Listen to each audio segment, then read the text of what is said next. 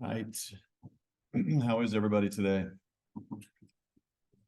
I had troubles uploading the video. Apologies for that. And I did not take my school computer with me to Dallas. And didn't have the videos downloaded onto my personal computer. But the real issue was it wouldn't let me upload this. And finally I just gave up and did it through my YouTube channel. So hopefully you can get those now. Can anybody not get those now? The videos now that I've uploaded. And I've also extended the due dates because of that. So you should have plenty of time to get them done. The schedule on the board right now shows that today we're going to talk about cover sheets. Thursday, we'll talk about the final project set with a huge checklist of everything you've already done and a few extras, along with some extra credit opportunities and that kind of thing. If you happen to have extra time, which I'm sure you don't, but if you can carve out some time, go back through all the red marks that Cole has put on your assignments to this point. Go ahead and correct those because the final project, the final set is just an accumulation of the assignments you've already done. So to the extent you can make those corrections, you'll be better off with that final assembly of those drawings. So the following week, we'll do some things that we should be able to do mostly in here. And then the final, hopefully Cole has some time to do a lot of grading really fast so that you can get your final set cranked out somewhere around Thanksgiving. So we'll fine tune that as we go along, but I want to just kind of give you perspective where we are. 5 classes between now and Thanksgiving in here.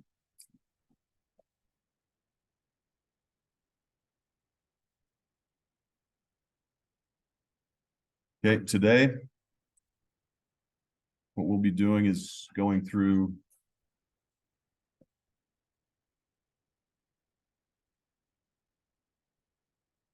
make sure I'm recording. Yep.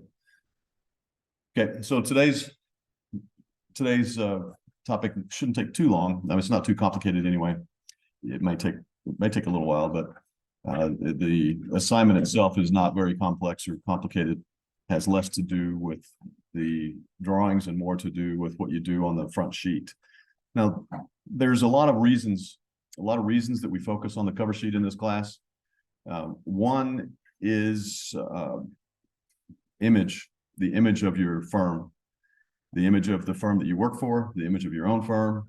A lot of times banks, real estate, the real estate industry, the development industry, contractors will print out half-size sets on 11 by 17 sheets. They'll leave them on the dashboard, they'll leave them on the coffee table, they'll leave them different places, and that cover sheet is what shows. And when you've got your documents in for a building permit review and the building official has your plans on their desk and your cover sheet is the top sheet they see, if it's well organized, well composed, has all the critical information on the front of it, then it's easier for them. It's just like the drawings when you're talking to framers. If you use framing dimensions and those kinds of things, it's easier for them out of respect for what they do. Everyone that has a full set of plans has a different reason to look at the cover sheet. Sometimes it's just to call the architect, sometimes it's to call the engineer, sometimes it's to check and see what the code issues are, what your general notes are, what the project looks like. Sometimes it's just which project out of the 20 or 30 that are on the desk can we look at, and they need to be able to see what it looks like quickly. There's various reasons for the cover sheet. So we're going to spend a little bit of time going through that today. All of the typical requirements under general instructions exist on this sheet too, just like on your previous assignments. We're going to focus on several things: vicinity map, the 3D model perspective rendered, sheet index, general notes, sustainability notes, project team and code information. And it'll be due in a week or so with the same grading criteria for promptness, completeness, accuracy, and composition. So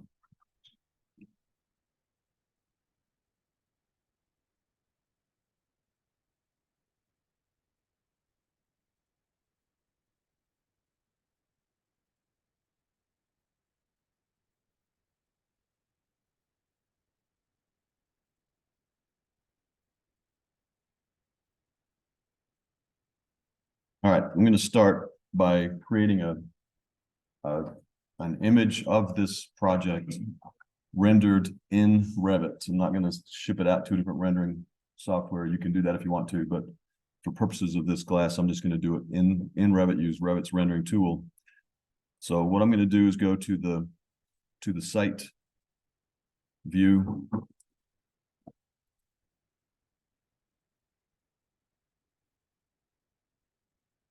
And I'm going to, I think I'll render it from this bottom right-hand side, which would be southeast. And what I'm going to do is go up to view, to 3D view right here, to camera. And I'm going to say right about in here someplace, I'm going to look back at the project like this. So that gives me this view here. I can adjust the boundaries in my box here. I can do lots of different things if I want to. I can turn the sun on and off, various things. Sun path, shadows, those kinds of things. I think I'll go ahead and leave the shadows on. I'm going to crop this in pretty tight so it doesn't take very long when I render this thing. Okay. So if I want to render, I need to find the teapot. There's one down here at the bottom. And it gives me my rendering box. So if I hit render, it's going to start rendering the project.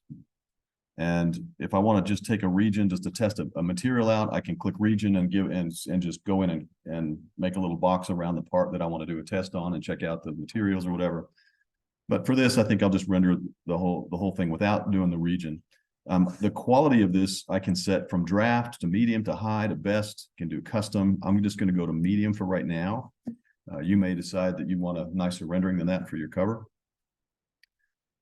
The output resolution, we can adjust that. I'm going to leave it to the screen parameters, just like it is.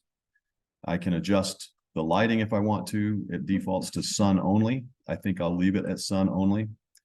The sun settings, we can adjust it to the time and the time of day and the place and everything else if we want to. One method that some architects use is if they know they're going to have a meeting on November 20th, and they can set the project location and make sure it's on the location it will be on, and they can set the sunshine for 11:05 November 20th and do the rendering that way. And then when they show up at the meeting, they can say, this is what the building would look like right now, this moment on its site, because of the sun location and everything else. So there's ways you can do that. I'm not going to get into the depths of that right now. What I'm more interested in is that you understand the overall reasoning for cover sheets and roughly how to do them and what goes on them in terms of big chunks. Now, most offices customize theirs, and we can talk about that in just a minute. But for right now, we'll continue talking about the rendering portion here. I'm going to leave the the sun only in the current session the way it is. I have not created a location for this project, so I mean, that would take a few minutes to do that, and I'm not going to do it. So I can adjust my exposure. If I click here, there's different exposures that we can do: exposure value, highlights, shadows, saturation, various things we can adjust. I'm not going to do that either. I'm just going to take this right now. I think I'll come down here and change my detail level to fine, and I'm going to click render. So it'll take a minute, especially on this slower computer.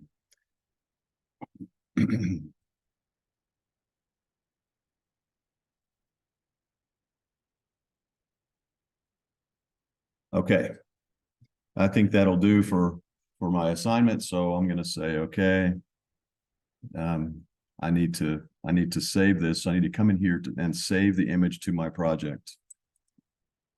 And I'm going to call it my cover sheet view. And it will file itself over here under coordination. Under coordination, I've got renderings on this side, and the cover sheet view is right there. So it's filed it for me. So I've got that part done. At least for right now. What I meant to do and didn't before class started is I want to pull up some examples of cover sheets real quick.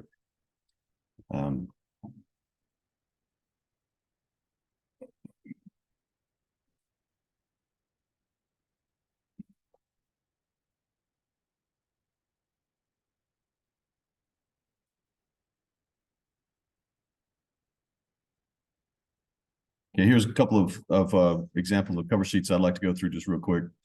This one a friend of mine has a firm in Golden, Colorado, and their designs are good. It's not a high design firm. They do fire districts, fire stations, and rec centers and public kinds of projects like that. And in my opinion, their cover sheets look like they do normal average stuff. It's not a high design cover sheet. But I've blocked out kind of their composition and what's on here. I'll post this for your use. It might be helpful for you to take a look at it. There's another one that I want to show you, which is one of mine from a project a long time ago. And in my opinion, it's much better. Of course, it's mine. I would think that. So there's a picture of or image of the project here, and there's a list of various things here and here, and there are general notes here.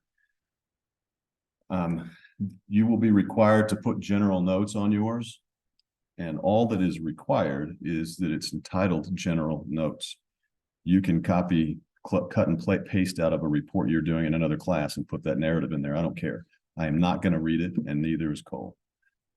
But we are going to read the titles that says general notes, and then you can go into your phenomenological research essay if you want to and put that in there. That's just fine. The purpose of this isn't to teach you how to write general notes. You're going to learn that in your offices. Each office is going to have different sets of general notes, but it's important to know that your general notes belong here on this cover sheet so that it's easy to find for the contractor, easy to find for anybody that needs a set of plans to see what kinds of things you're dealing with. Okay. Also the same with some other things. So hopefully that'll save you some time, but still help you understand what needs to be there in composition wise. So we've got a vicinity map on this one, and we've got various other boxes of information, and I'll make sure that this is there for you too. By the way, this project was called Blasted Church Residents. These clients were wine. They made wine. They had this big winery in southern British Columbia, and they just made tons of wine and made tons of money. And they wanted to build this project up in the mountains of British Columbia, which is where this project is. And they called their winery the Blasted Church Winery because there was a church on the property where the winery was that blew up. So that's where that came from. The name of their winery is Blasted Church Winery. So they brought the name of that into their resort residence that they put up in the mountains. So That's where they came from. You did not need to know that for your education. Just thought it would be entertaining. All right. So let's see, back to our list. We'll do vicinity map now. Vicinity map, I do not care where your project is built. In fact, I'm just going to put mine on top of the architecture building, and we'll show you how to do a vicinity map real quickly.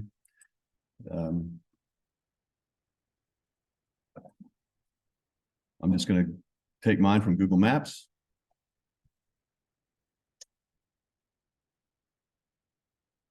Turn on the satellite view. Sometimes it's more helpful.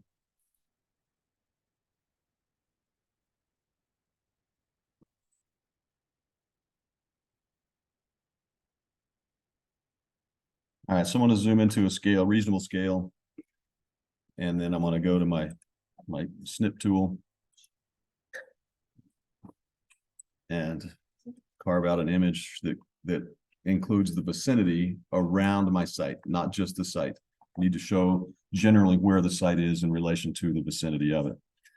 So then I'm going to save that.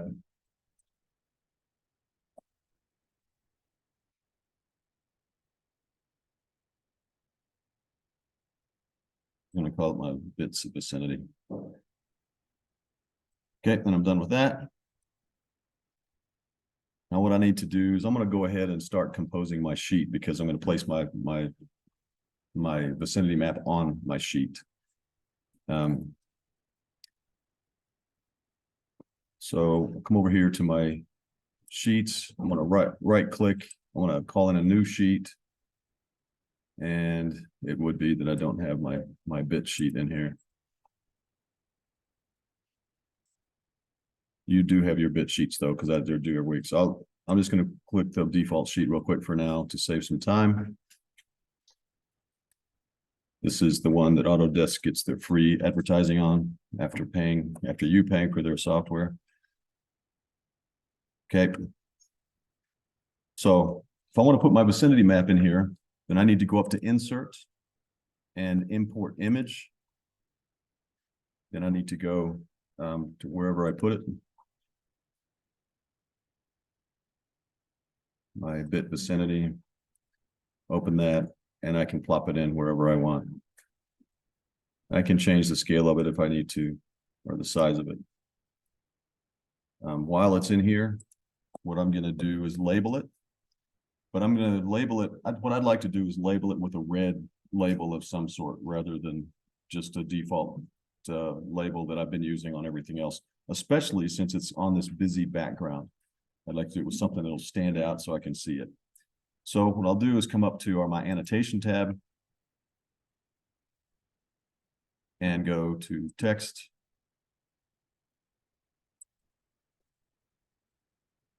And I'm going to create my own text. So I'm going to edit the type. First thing I'm going to do is duplicate this in case I've used it already someplace, and I don't want everything to change to what I'm changing this to. So I'm going to duplicate this first. Please don't forget to do that, or else when you make the change, it's going to change every condition of that font in your project. So I'm going to change this, and I don't know what I'm going to call it. I'll call it redness. It'll be a red word, some red text. I'm going to do that in capital letters so I can find it faster, that I know I made the change. I'm going to change the color of the font to red. Say okay. The background can be opaque or transparent. The line weight can be, I don't care what it is. If I'm going to have a leader on it, I might want a little bit thicker line weight for my cover. The leader, border, offset, 5/64 is just fine. I'm going to change the font to something else. I've got a pull down bar over here. I think I'll go to Verdana. And I'm going to change the font here to something a little bit bigger. I think I'll go to 1/4 inch since it's a title. I think I'll be okay with that. So I'll click apply. Okay. Now I've got, it comes up over here on the left in my text as the redness text that I've created. I'm going to use actually, I'm going to change one more thing on that, just so that you can see that it can be done.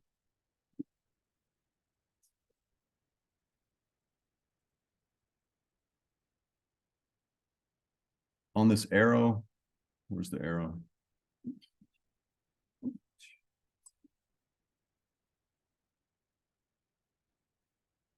Instead of using an arrow, I can use a dot. I think I'm going to do that instead. I'm going to use 3/64 inch dot. Say apply. Okay. Now when I come up here, I'm going to place this right on top of the architecture building. And I'm going to put site or project location or something else. And when I'm done, actually, I don't like that. I'm going to change it again. Go back into here. That was a diagonal, not a dot. That's what the issue was. I'm going to change it to a dot. Build at 1/16 of an inch. I like that much better. So now my site is on top of the architecture building. Okay, so that is what you need to do for the vicinity map. Plus, you need to label it vicinity map. So I'll come over here and I'm going to change this font back to something 1/4 inch. Is more of a title font than the 3/32. I do not need an arrow.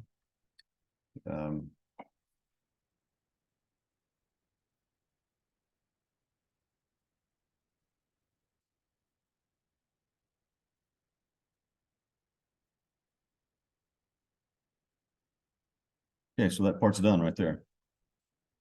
Okay, now if I want to pull that rendering I did of the model, then I need to come over here to the coordination part of my folder. And a lot of this stuff is different than older versions of Revit. So if you're using 2023, it's not going to look exactly like this, but the principles are the same. So I'm going to look in my renderings right here.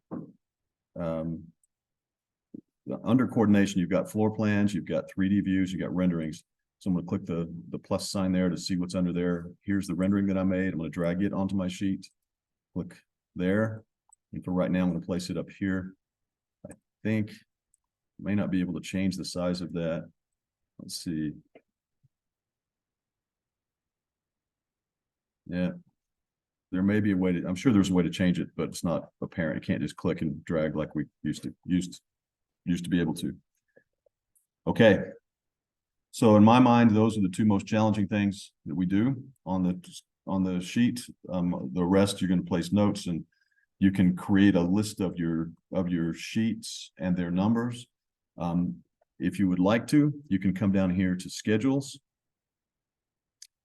and go down to the one called sheet index. There's one made already for you, sheet index, drag it out here, and it's got all the sheets in your project listed in some order. I'm not sure that they're the way they should be, but now we have not done plumbing or mechanical or electrical or anything like that.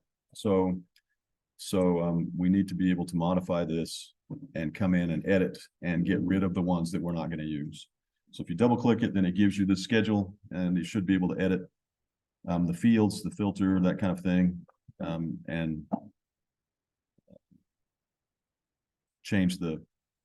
get rid of the sheets that are not showing in your set of plans. We've not done, like I said, we've not done mechanical plans, electrical plans, anything like that. If you want to create a new schedule, your own schedule, then you can do that by just picking a couple of things. You can right click on schedule.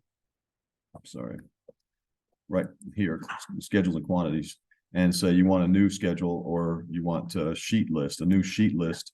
Click on that, and then you can decide over here what sheets you want, what fields you want. I mean, so sheet number, for example, and you click here to make it go to include it. Sheet name, that's really all you need, those two items. So you can begin to create your own schedule like that. See, it's all in one list here instead of subdivided into smaller lists.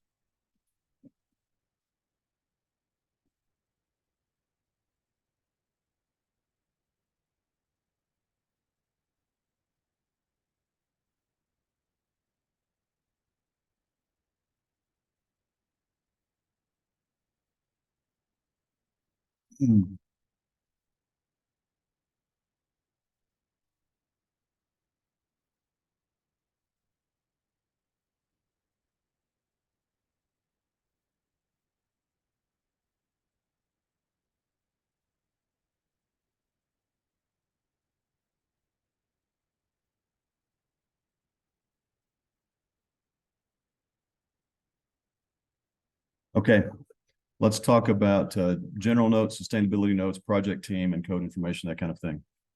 We did not do code research on this project. You can if you want to. What I would do is either find a project that's already done and copy that code information. There's code information on these sheets that I'll be giving you. The example sheets, you can just use that for now. There will be, if you work in an architecture firm, which most of you will, they will have most of that research done already. It'll be on the sheets already, especially if you do redundant projects. For example, if you go and do residential, then that kind of stuff will be part of the title blocks. So you won't need to do too much research on that unless you're doing a new kind or new type of a project, new building type, or when the code changes. And those kinds of things will need to happen. So I don't want to spend a lot of time in here on that when a lot of you are still trying to learn Revit and that kind of thing, and you've got your engine running 100 miles an hour already. So what I want you to understand is that the code information belongs on the front sheet. That's what I want you to understand. That's where it belongs. And if you want to do some code research, let me know. We'll do it. I'll help you go through that, but I'm not going to take all of your time doing that. Okay, so here, for example,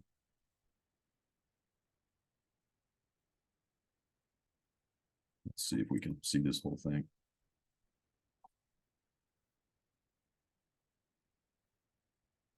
Here's on this project right here, we've got the project team listed at the top. On the top right-hand corner, we did that on purpose so that when the project is rolled up, when the plans are rolled up, they can see, while they're rolled up, they can see the title block on the outside. And at the top of that, they can see the phone numbers of the people that are working on the project right there at the top. And they can see my phone number if they need to call me or whatever. So keep those kinds of things in mind. The things that you want the contractors and the bankers, everybody else that has the plans to be able to get to the most quickly needs to be as far right justified as you can put it. Now, what I consider to be the boring stuff, all the general notes that only a few people read, we tuck them on the left. Okay, you can copy these right out there if you want to. But so I've got general notes and then notes that are specific to this project, and it takes up a lot of space. Whoops. Takes up a lot of space for all these notes. So that's why I'm okay with you cutting and pasting them. Now, in this case, we have sustainability notes on all the plans that come out of my office. Sustainability notes vary from location to location, and typically the building department office will hand you those sustainability notes. You can always add your own. This is a list of, it's more than what's been required in the areas. When we built this project, these notes were not even required. We put them in there because we wanted this project to be more sustainable, have more sustainable building practices than were required. So we put our own in there to make sure that they were complied with. And in this case here, this isn't necessary, but quite often we'll put a materials list in there and show what a picture of what each material looks like so that it's clear, including a light fixture and that kind of thing. Building square footages, we did that. You're not required to. This is where I would put the code summary if I didn't write it on a separate piece of paper for the building official. All right. Are there any questions?